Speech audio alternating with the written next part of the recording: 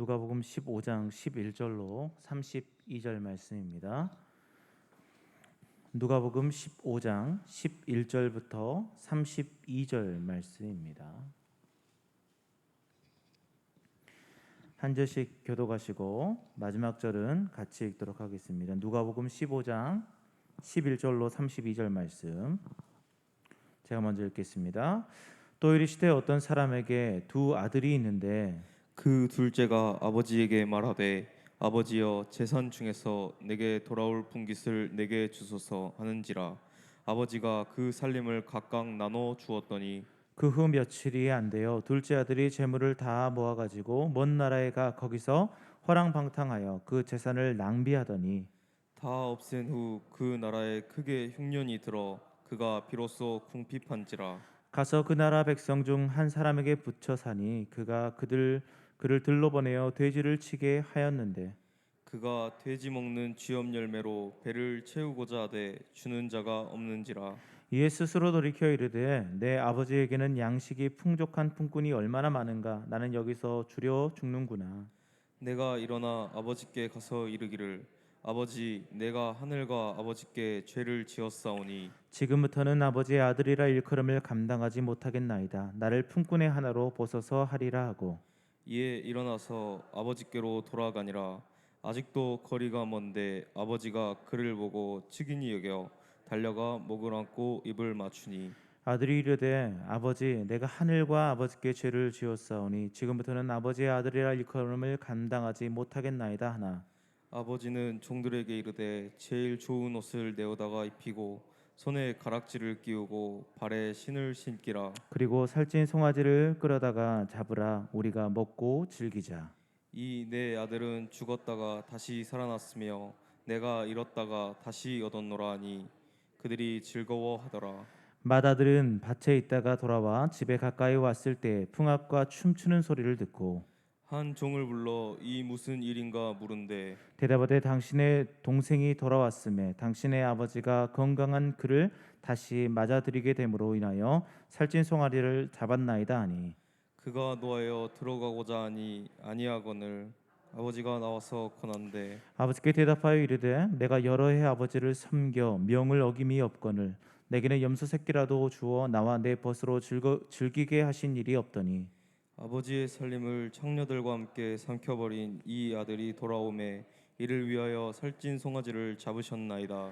아버지가 이르되 예 너는 항상 나와 함께 있으니 내 것이 다 내 것이로되 이 내 동생은 죽었다가 살아났으며 내가 잃었다가 얻었기로 우리가 즐거워하고 기뻐하는 것이 마땅하다 하니라. 아멘. 오늘 이 밤에도 우리 하나님의 놀라운 은혜가 우리 성도님들과 함께하길 소원합니다. 우리 앞뒤 좌우로 이렇게 인사할까요? 사랑합니다. 네, 눈을 한번 마주치면서 저 멀리 계신 분도 사랑합니다. 네. 우리가 주님 안에서 정말 이 사랑과 기쁨을 또 나누는 귀한 시간이 되길 소원합니다. 오늘은 맏아들의 생각이라는 제목으로 같이 은혜를 나눴으면 좋겠습니다. 우리가 이제 글을 많이 읽지 않습니까? 책도 읽고 또 이제 학생 때 같은 경우는 이제 필독 도서들이 있고 뭐 교과서도 있겠지만 책을 이렇게 읽습니다. 그리고 책을 읽으면서 이제 과제들을 하는데 대학생들이 가장 많이 하는 과제 중에 하나가 이제 소논문을 제출하는 겁니다. 소논문. 그러니까 일반적으로 학위 논문은 굉장히 이게 복잡하고 그걸 준비하는데 굉장히 긴 시간이 걸리는데 이 소논문은 그 수업을 듣고 나서 그 수업에 관련된 내용들을 책을 읽고 그것들을 정리하고 또 자기 생각들을 거기다 넣는 이런 형식입니다. 그래서 소논문을 쓰기 위해서 보통 읽는 책들이 있어요. 그러니까 한 개의 소논문을 쓰기 위해서 적어도 20권 이상을 읽고 뭐 많게는 뭐 100권, 200권 읽는 사람도 있다고 하는데 저 같은 경우는 20권에서 50권 사이를 이렇게 읽는 것 같아요. 소논문 하나를 작성하기 위해서. 그러니까 한 학기에 그런 과목들을 한 두세 과목씩을 들으니까 이 분량이 굉장히 많겠죠. 근데 이렇게 읽다 보면 여러분들 한 학기에 20권, 50권 되는 책들을 다 어떻게 정독을 할 수 있을까요? 못합니다. 그동안 읽었던 책들도 막 갖고 와서 쓰기도 하고 하지만 필요한 도서들을 읽을 때는 그 20권, 50권 되는 책들을 다 읽을 수가 없거든요. 그럼 어떻게 읽을까요? 꼭 필요한 책들은 한 두서너 거는 정독을 합니다. 처음부터 끝까지 이렇게 쭉 읽어 나가면서 전체적인 내용을 파악하겠죠. 그럼 나머지는 어떻게 할까요? 방법이 있습니다. 첫째는 목차를 쭉 봅니다. 그래서 목차 안에 어떤 내용들이 담겨 있는가를 보고 그다음 하는 게 서론으로 가는 거예요. 왜? 서론에는 그 사람이 이런 문제 때문에 내가 이 책을 썼다라는 자기의 생각이 거기에 있거든요. 그래서 이렇게 풀어갈 것이다라고 자세히 적혀 있어요. 그러니까 서론본을 쭉 읽고 나서 이 책이 이것을 증명하기 위해 써졌구나라고 하는 거예요. 그러고 나서 어떻게 할까요? 제가 이제 원하는 부분에 가가지고 그 부분을 집중해서 읽는데 처음부터 끝까지 읽으면 또 그것도 분량이 너무 많아요. 그럼 어떻게 할까요? 앞에 부분 잘 읽어냈고 그다음에 쭉 속도 가다가 제일 마지막 부분에 딱 읽어요. 왜? 그 분량의 책의 중심 주제는 앞에나 뒤에 있으니까. 그러니까 공부하는 방법이 그거더라고요. 저도 이제 책을 읽을 때 정독해야 되는 부분은 어쩔 수 없어요. 처음부터 끝까지 막 천천히 읽어 나가야 되는데 그러지 못하는 거는 앞부분, 뒷부분을 읽어요. 제가 왜 이렇게 설명을 드리냐? 우리가 오늘 읽었던 누가복음 15장의 말씀들을 쭉 읽어 나갈 때 우리가 놓치고 있는 부분 중에 하나가 뭐냐면 왜 이런 말씀을 하셨는가에 대한 것들을 찾아내기가 굉장히 어렵다라는 거죠. 왜요? 딱 여기만 띄어서 보니까 우리가 앞에 부분 읽어야 되고 뒤에 부분 읽어야 된다고 했잖아요. 그러면 15장에 앞에 무슨 일이 있었길래 이것을 썼는가? 요것을 우리가 좀 발견하는 게 중요하다고 하는 것입니다. 그래서 15장 1절과 2절 말씀을 한번 읽어볼게요. 15장 1절과 2절 제가 읽겠습니다. 모든 세리와 죄인들이 말씀을 들으러 가까이 나아오니 바리새인과 서기관들이 수군거려 이르되 이 사람이 죄를 영접하고 음식을 같이 먹는다 하더라라고 했어요. 그러니까 예수님이 오셔가지고 말씀을 막 이렇게 전하니까 어떤 사람들이 와요. 세리도 오고 죄인들도 막 오는 거예요. 그것을 딱 보는 이 바리새인과 서기관들의 마음 어때요? 야, 거룩한 하나님의 어떤 선지자 같은 저 사람이 어떻게 죄인과 같이 앉을 수 있지? 죄인과 같이 어떻게 음식을 먹고 그들과 함께 어떻게 이렇게 말씀을 전하지? 야, 이거 가당키는 한 일이야? 라고 생각을 하게 됐다라는 거죠. 그래서 그것에 대해서 예수님의 반응이 어떻습니까? 3절 말씀에 예수께서 그들에게 이 비유로 이르시되라고 했어요. 이 비유로. 근데 오늘 15장 말씀에 비유가 3개가 나오거든요. 3개가. 그런데 여기서 나오는 이 비유라는 것은 단수로 나왔어요. 그 말은 뭐예요? 이 3개의 비유가 있지만 그 3개의 비유는 똑같은 의미를 갖고 있다라는 것을 이야기하고 있는 거예요. 그래서 3가지 비유, 잃은 양에 대한 비유, 잃은 드라크마에 대한 비유, 또한 탕자의 비유, 이 3가지가 동일한 주제를 갖고 있다. 그러면 주제가 뭘까요? 무엇인가를 잃었다가 찾았을 때의 기쁨을 말하고 있는 거예요. 그러니까 예수님께서 우리를 잃어버렸다가 죄로 인해서 우리와 단절되었던 그 자녀가 다시 돌아왔을 때 얼마나 기뻐하시는가, 그 기쁨에 대해서 오늘 본문은 이야기하고 있죠. 누구한테? 바리새인과 서기관들한테 하고 있는 거예요. 그러니까 바리새인과 서기관들한테 야, 내가 잃은 아들을 찾았을 때의 기쁨이 엄청나다. 내가 그들을 위해서 왔다라고 말하고 있는 거예요. 그래서 오늘 본문의 중심 주제가 뭐예요? 야, 그 맏아들 같은 바리새인과 서기관들에게 이야기하는 거예요. 야, 오늘 우리가 읽었던 마지막 절, 이 내 동생은 죽었다가 살아났으며 내가 잃었다가 얻었기로 우리가 즐거워하고 기뻐하는 것이 마땅하다라는 것을 누구에게 말하는 거예요? 바리새인과 서기관들한테 이야기하고 있다라는 거예요. 그래서 이것을 통해서 우리가 이제 돌아온 탕자하면 탕자에 이제 포커스를 많이 맞춰서 보지만, 그래서 저는 이제 맏아들 같은 바리새인과 서기관들에게 주고자 하는 메시지가 뭘까라고 묵상해 봤을 때 이 맏아들에 대한 생각이 어땠을까, 그 생각을 고쳐주기 위해서 예수님께서 이 비유를 말씀하셨다라고 생각이 들었어요. 그래서 오늘 부분들을 통해서 이 장자, 맏아들이 갖고 있던 생각, 또 그것들이 우리에게는 또 어떤 의미로 다가오는가를 좀 살펴보았으면 좋겠습니다. 자, 이제 그림을 하나 볼 텐데요. 전체 화면을 좀 띄워주시고, 자, 이게 이제 렘브란트라는 사람의 그림, 이제 돌아온 탕자라는 그림입니다. 우리가 너무 많이 봐왔죠. 그래서 이 부분에 대해서 이제 좀 설명이 좀 필요할 것 같아요. 이 렘브란트라는 사람은 이제 우리로 말하면 이제 그 빛의 화가라고 합니다. 이제 빛을 이용해서 뭔가를 표현한 거죠. 그러니까 이 바로 그 시대에 생각되어졌던 이 누가복음 15장의 말씀들을 총 집합해서 이 렘브란트가 이 그림을 그린 거예요. 그런데 아까 뭐라고 했습니까? 빛의 화가라고 했죠. 빛. 자, 등장 인물이 몇 명이 나옵니까? 5명이 나와요. 뒤에 막 흐릿한 2명이 더 보이시죠? 잘 안 보이시나요? 불 좀 한번 꺼주시겠어요? 앞에 잘 안 보이죠? 안 되면 뭐 나중에 검색해서 보시면 됩니다. 이제 5명 보입니까? 예, 5명 보이죠? 예, 꺼주셨는데 이 5명이 있는데 이 5명의 얼굴들을 보시면 빛나고 있는 사람이 2명 있어요. 보이십니까? 예.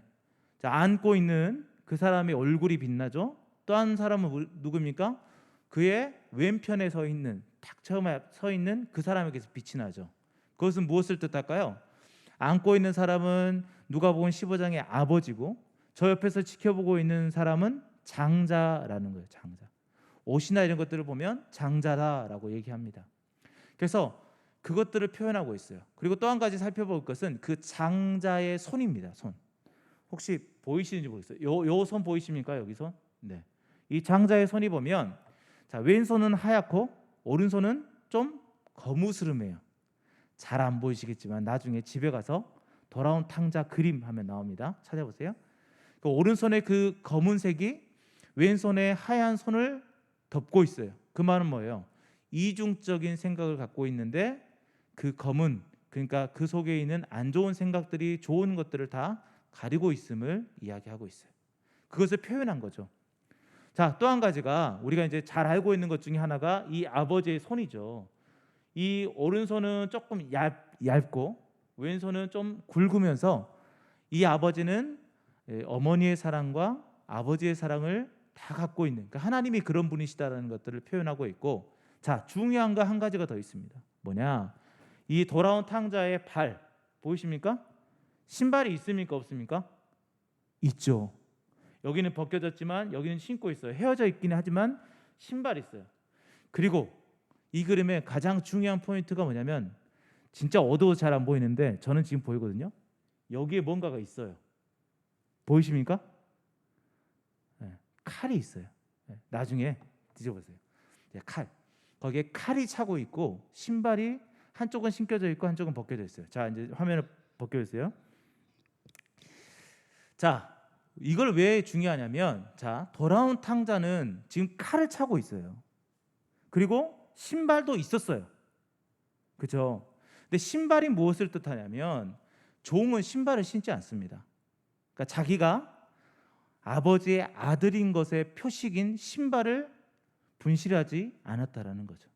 또 한 가지가 뭐예요? 칼을 차고 있는 것도 이 사람의 아들인 것의 표징이에요. 표징. 그것을 버리지 않고 있었어요. 팔아먹지 않고 있었어요. 아니, 먹을 것이 없어서 돼지 이 쥐염 열매를 좀 얻어먹으려고 해도 그것을 잘 얻어먹을 수 없던 이 사람이 그 칼을 팔아가지고 먹을 거라도 좀 사 먹었을 텐데 그러지 않았다라는 거죠. 그러면은 무엇을 뜻할까요? 이 돌아온 탕자는 아버지의 자식이라는 그 신분을 증명할 수 있는 것을 끝까지 사수했다라는 거예요. 간직하고 있었다라는 거죠.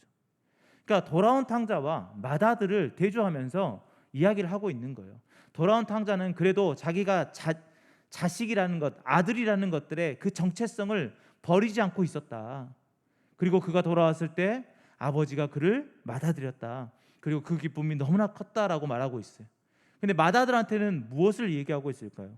조금 더 이렇게 좀 자세히 바라보면 이 맏아들은 이것과 정반대되는 삶을 살았어요. 그래서 오늘 본문을 딱 돌아와서 이 장자의 생각이 어땠는가, 또 그 생각들이 우리에게 주어지는 어떤 의미가 있지 않겠습니까? 그것들을 좀 살펴보았으면 좋겠어요. 이제 3가지를 살펴볼 건데, 첫 번째는 뭐냐면, 첫 번째로 살펴볼 것은 이 장자는 아버지와 함께 있었음에도 불구하고 아버지와의 관계가 단절되어 있었어요.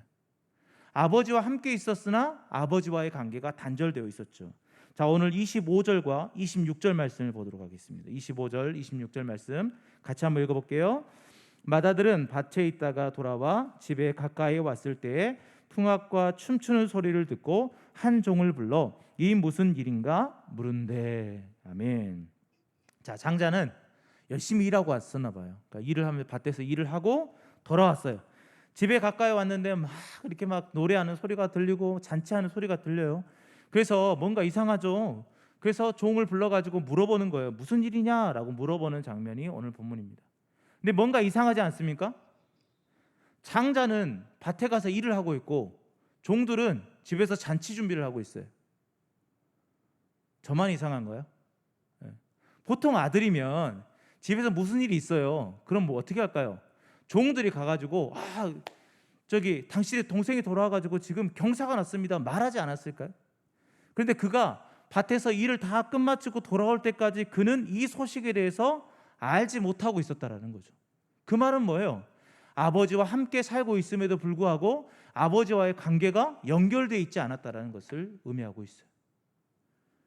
또 한 가지가 뭐냐면 장자는 해야 되는 본분이 있었어요. 그게 뭐냐면 집에 손님이 와요. 그러면 그 손님들을 일일이 대접하고 인사하고 해야 되는 의무가 있어요. 장자는. 그런데 이 아들은 지금 잔치가 벌어지고 있어요. 한창 잔치 중이에요. 그런데 그는 어디에 있었습니까? 밭에서 일하고 있었다라는 거죠. 자기의 본분이 무엇인지 잊어버리고 있는 현실입니다. 이것은 무엇을 의미할까요? 아버지와의 관계는 완전히 단절되어 있고 교류가 제대로 이루어지지 않고 있음을 반증하고 있는 것이죠. 아버지와 한 집에 살고 있음에도 불구하고 진정한 아들이 아니었던 것이죠. 자, 29절 말씀. 아버지께 대답하여 이르되 내가 여러 해 아버지를 섬겨 명을 어김이었거늘 내게는 염소 새끼라도 주어 나와 내 벗으로 즐기게 하신 일이 없더라. 아멘. 이 말씀도 뭔가 좀 이상하죠. 왜요? 아들이라면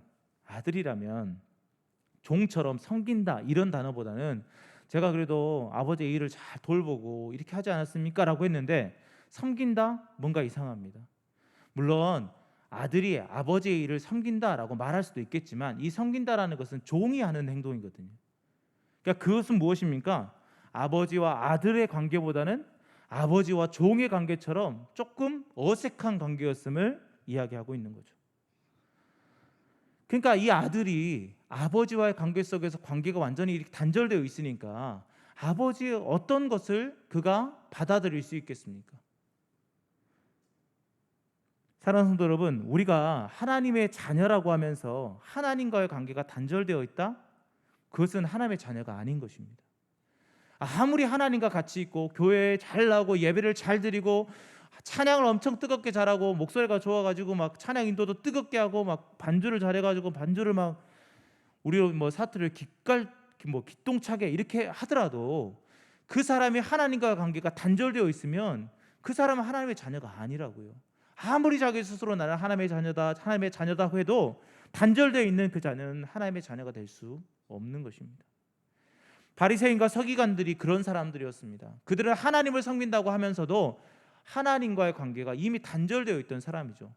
성경에 대해서 율법에 대해서 그렇게 철저히 지키고 알고 있었던 그들이지만 그럼에도 불구하고 하나님과의 관계가 단절되어 있으니까 하나님의 소식을 하나님으로부터 오는 그 아름다운 소식을 그들이 받아들일 수가 없는 존재였다라는 것이죠.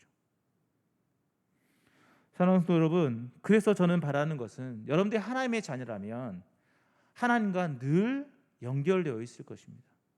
이미 연결되어 있어요. 그 연결은 끊을 수가 없어요. 그것은 무엇입니까? 하나님으로부터 오는 모든 것들을 여러분들은 이미 받고 계시다는 거죠. 그런데 이 마다들처럼 관계가 연결되어 있지 않고 하나님이 주시는 기쁨이 무엇인지도 모르고 하나님이 주시는 은혜가 내게 다가오지 않는다면 우리는 되돌아봐야 돼요. 내가 정말 하나님의 자녀인가? 그러나 저는 바라는 것은 늘 하나님과의 관계 속에서 여러분들은 단절이라는 것을 경험하지 않을 겁니다. 왜요? 이미 자녀니까. 그런데 이 바리새인과 서기관처럼 혹시 어리석게도 관계가 이미 자녀가 아님에도 불구하고 나는 자녀야 하면서 그냥 멋대로 살아가는 자기 생각대로만 살아가는 그런 사람들이 되지 않았으면 좋겠습니다. 그래서 온전한 하나님의 자녀로서의 삶들은 하나님과 늘 연결되어 있는 삶, 그런 삶들을 우리 모든 성도님이 살아가시기를 예수님의 이름으로 축복드립니다.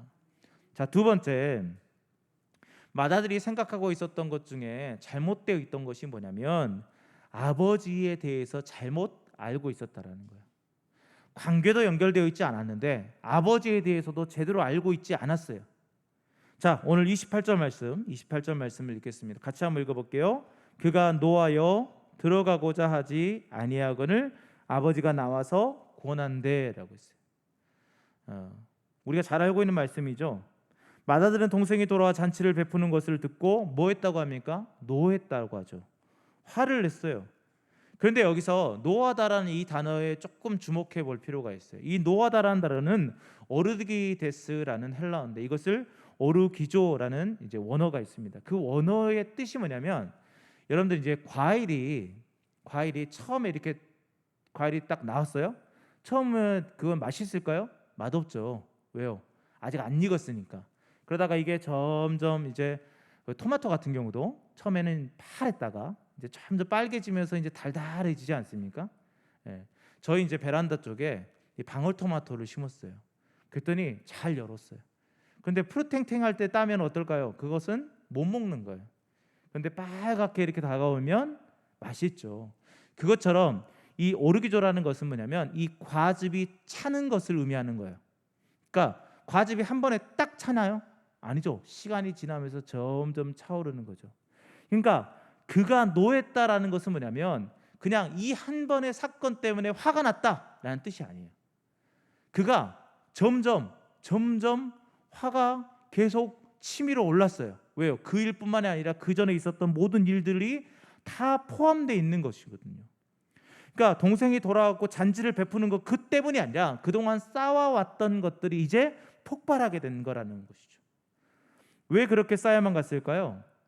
아버지와 함께 있었음에도 불구하고 아버지에 대해서 이해하지 못하는 거예요. 아버지가 뭔가 일을 하면 왜 그렇게 하지? 불평이 쌓여가는 거예요. 왜? 아버지의 뜻을 이해하지 못하니까. 마치 그거와 똑같습니다. 종들에게 달란트를 주는 것, 5달란트, 2달란트, 1달란트 줬는데 5달란트와 2달란트는 열심히 일해서 갑절을 남겼죠. 근데 1달란트 받았던 사람은 땅에 묻어뒀어요. 왜? 아니 자기 거는 손해 보지 않으면서 이익을 취하시는 분인데 자기가 주셨던 그 1달란트를 없애버리면 안 될 것 같아서 그걸 묻어놨다는 거예요. 그것은 뭐예요? 그 주인에 대해서 잘못 알고 있었다라는 거죠. 이 맏아들이 바로 그런 사람이에요. 자기 아버지에 대해서 잘못 알고 있기 때문에 자꾸만 무엇인가 일을 하면 어때요? 불평이 나오는 거예요. 이해가 되지 않는 거예요. 하나님이 뭔가 이렇게 지시하면 믿고 해야죠. 그런데 그게 자꾸만 불평이 쌓아가다 보니까 그게 어떻게 됐습니까? 이제는 터져버리는 거죠. 특별히 오늘 아버지가 동생이 돌아왔을 때 어떤 행동을 보이는가를 보면서 아마 이것이 그 맏아들에게는 이해되지 않는 행동들이었을 것 같아요. 자, 20절 말씀. 이에 일어나서 아버지께로 돌아가니라. 아직도 거리가 먼데 아버지가 그를 보고 치근히 여겨 달려가 목을 안고 입을 맞추니라고 돼 있어요. 자, 거리가 멀어요. 그럼에도 불구하고 아버지는 아들을 알아보았어요. 자, 이것은 무엇을 의미할까요? 우리가 참 멀리서 누가 오면 기다리지 않으면요, 누가 오는지도 잘 몰라요. 근데 참 멀리서 누군가 오는데 내가 기다리는 사람이 있다면 어떨까요? 주위에서 보겠죠. 그러니까 그 아버지는 그 아들이 돌아오기만을 계속 기다리고 있었다라는 것을 의미합니다. 아니 둘째 동생이, 그러니까 자기 동생이 재산을 가져갖고 자기 마음대로 탕진하고 있어요. 그러면 그 맏아들은 어떤 생각일까? 저 멍청한 하면서 저거는 자식도 아니야, 내 동생도 아니야, 막 이렇게 하면서 보냈을 거 아니에요. 그런데 그 동생을 그리워하는 아버지의 모습을 바라봤을 때 그 맏아들 생각은 어땠을까? 아니 버린 자식으로 생각하면 되지라는 생각이 그의 안에 있었다라는 거죠. 그러니까 아버지가 무슨 생각을 갖고 있는지 모르는 거예요. 그리고 그를 향해서 그 아들을 딱 보았을 때 어떻게 합니까? 달려가죠. 달려갑니다. 그런데 이 달려가는 것이 보통 어려운 게 아니에요. 우리가 이제 달리기 우리가 지금 하면 잘할 수 있어요. 왜? 옷이 편하잖아요. 근데 그때 당시는 위에서 아래로 통으로 입는 옷이기 때문에 달려가기가 굉장히 어려웠다고 합니다. 그런데 그 아버지가 어떻게 해요? 달려가는 거예요. 달려가. 그러니까 뭐예요? 자기가 넘어지는 것을 감수하면서까지 가는 거예요. 그거는 뭘 뜻할까요? 그 반가움은 그 어떤 것으로 표현할 수 없다라는 거예요. 잃은 아들이 돌아왔을 때 그가 돌아오고 있는 그 모습이 그 아버지로서는 너무나 반갑고 기쁨이 넘쳤다라는 거죠. 그리고 달려가서 목을 안고 입을 맞춥니다. 그리고 그 다음 절에 보면 뭘 합니까? 신발을 갖고 오라고 해서 신발을 신기죠. 아까 이야기했죠. 종은 신발을 신지 않지만 아들은 신발을 신는다고. 그러니까 신발을 신겨요. 근데 평상시에 신발을 준비해 놓지 않았다면 신발을 어떻게 신길 수 있었을까요? 그냥 야 빨리 신발 사와서 신겨라 라고 한 게 아니죠. 집에 준비되어 있던 신발을 신기게 합니다. 그러니까 아들이 돌아올 것을 기다리고 있었고 준비하고 있었음을 이야기하고 있죠. 그 모습을 평상시에 바라봤던 이 맏아들의 생각은 어땠을까요? 답답했겠죠. 아니 저 진짜 아버지 배신하고 저 도망간 저 아들을 왜 저렇게 기다리고 있지? 이게 평상시에 이해가 되지 않았을 것 같아요. 그런데 그것이 쌓이다 돌아가지고 잔치까지 베푸니까 이제 터져버린 거죠. 사랑하는 성도 여러분, 그것은 아버지에 대한 잘못된 지식이, 아버지의 생각을 읽지 못한 그 아들이 혼자 지금 화를 내고 있는 거예요. 우리도 어쩌면 하나님께 전적인 순종을 해야 됩니다. 하나님은 우리를 창조하셨고 우리를 지으셨고 우리를 인도하시고 우리와 늘 함께 하시면서 우리를 도우시는 분이시기 때문에 하나님이 어떻게 행동하시든 어떤 명령을 하시든 우리는 그것을 믿음으로 감사함으로 받아들이고 행해야 되는 사람들입니다. 그런데 어느 순간부터 우리의 생각을 가지고 야 그건 아니지. 하나님 왜 코로나19를 우리에게 주셔가지고 진짜 막 이렇게 불평만 하고 있습니까? 하나님이 우리에게 주신 이유가 있겠죠. 물론 우리의 잘못 때문에 그것이 우리에게 들어왔으니까. 사랑하는 성도 여러분, 우리가 하나님에 대해서 잘 이해하지 못한다고 해서 우리가 하나님에 대해서 믿음이 저버려지지 않았으면 좋겠어요. 하나님께 순종하는 것은요, 이해돼서 순종하는 것이 아니라 하나님을 신뢰하기 때문에 순종하는 것입니다. 하나님이 행하시고 하나님이 말씀하시는 것들을 100% 그래 난 이해했어 그러니까 행한다. 아니요. 하나님의 명령은 이해에서 비롯되는 것이 아니라 신뢰에서 비롯되는 것입니다. 하나님이 행하시고 하나님이 하시는 것, 하나님이 나에게 명령하시는 것은 다 선한 거야. 그 모든 것은 좋은 거야. 그러니까 내가 이해되지 않지만 내가 순종하겠어 라는 마음이 우리 안에 있어야 된다는 거죠. 근데 맏아들의 생각에는 그것이 없었다라는 거죠. 그러니까 어떻게 됩니까? 자꾸 불평이 쌓여가서 마지막에 터져버리는 거예요. 놓여버리는 거예요. 사랑하는 성도 여러분, 하나님을 바른 지식을 가지고 알아가십시오. 그냥 대충 나의 생각으로 아버지 같은 존재니까 내가 생각하는 아버지상으로 하나님을 때려 맞추지 마십시오. 우리 하나님은요, 우리가 생각하는 그 이상, 아니요, 우리가 상상할 수 없는 존재이십니다. 그렇기 때문에 그분은 늘 우리 안에 신실하시고 성실하심으로 우리에게 다가오기 때문에 그가 행하시는 것은 모든 것이 다 옳습니다. 그래서 우리가 해야 되는 것은 순종이지 그것에 대한 불평이 아닌 것이죠. 그래서 우리 사랑하는 모든 성도들이 하나님을 온전히 알아가길 예수님의 이름으로 축원드립니다. 자, 마지막 세 번째, 맏아들이 잘못 생각하고 있었던 생각이 있었어요. 그것은 뭐냐면 자신이 받은 것이 아무것도 없다라고 생각을 했어요. 자, 31절 말씀을 보도록 하겠습니다. 31절 말씀. 아버지가 이르되 너는 항상 나와 함께 있으니 내 것이 다 네 것이로되 라고 얘기합니다. 자, 맏아들에게 말합니다. 아들아, 얘야 라고 하는 거죠. 맏아들은 아버지를 아버지라고 생각지도 않는 것 같아요. 이 그동안의 행동들을 보면. 그럼에도 불구하고 이 아버지는 그 맏아들에게 뭐라고 합니까? 얘야, 아들아, 내 아들아 라고 얘기하고 있는 거예요. 우리는 하나님을 잊어버릴 수 있어요. 우리가 하나님을 몰라볼 수 있어요. 그러나 하나님은 절대 우리를 몰라보지 않습니다. 다 아십니다.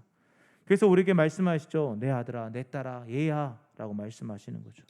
그러면서 말씀하시는 게 뭡니까? 야, 내가 갖고 있는 것이 다 네 것이 아니냐. 이미 하나님의 모든 것을 맏아들에게 줬어요. 줬음에도 불구하고 맏아들은 그것을 인정하지 않고 있는 것이죠. 자, 12절 말씀, 오늘 앞에 있던 12절 말씀을 같이 한번 읽어보겠습니다. 그 둘째가 아버지에게 말하되 아버지여 재산 중에서 내게 돌아올 분깃을 내게 주소서 하는지라 아버지가 그 살림을 각각 나눠 주었더니. 아멘. 자, 여기서 중요한 단어가 뭡니까? 각각 나눠 주었더니. 각각. 그러니까 둘째 아들이 내게 돌아올 분깃을 주세요. 그때 당시에는 둘째 아들은 3분의 1을 줬고 맏아들은 3분의 2를 줬어요. 그러니까 3분의 2, 그러니까 갑절을 더 주는 거죠. 근데 이제 아버지가 살아 있음에도 불구하고 주라고 하면 한 9분의 1 정도가 둘째 아들에게 가고, 또 첫 맏아들에게는 뭐 9분의 3, 뭐 3분의 1 정도의 그 재산이 가게 되겠죠. 그런데 이렇게 돌아가는데 각각 줬다라는 것은 뭐예요?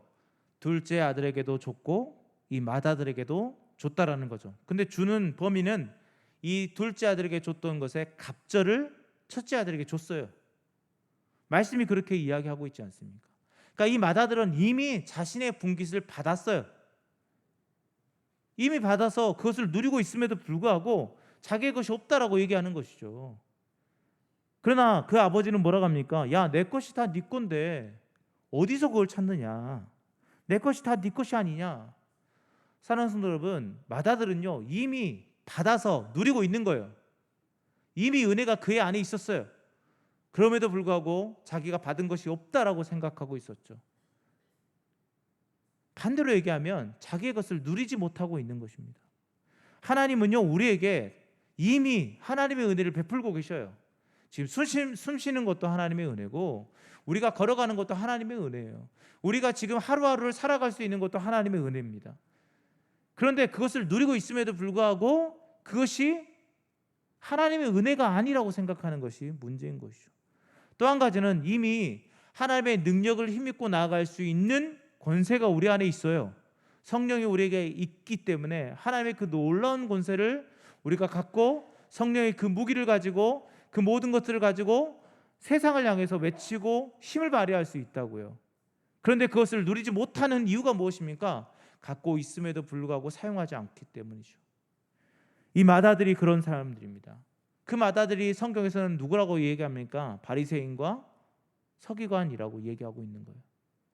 그러니까 하나님은 이 바리새인과 서기관들에게 말하는 거예요. 야, 니들은 나와 함께 있음에도 불구하고 나와 관계를 이미 끊고 있지 않느냐?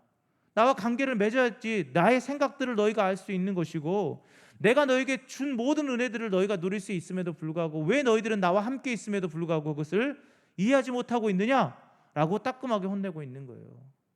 너희가 만약 나의 관계가 있었고 나의 생각들을 너희가 알고 있었고 너희들이 내가 너에게 준 모든 은혜들을 너희가 누리고 있다면 내가 지금 이렇게 이 죄인들과 세리들과 함께 있는 이 모습들을 너희들이 이해했을지 않겠느냐라고 따끔하게 혼내고 있는 거예요.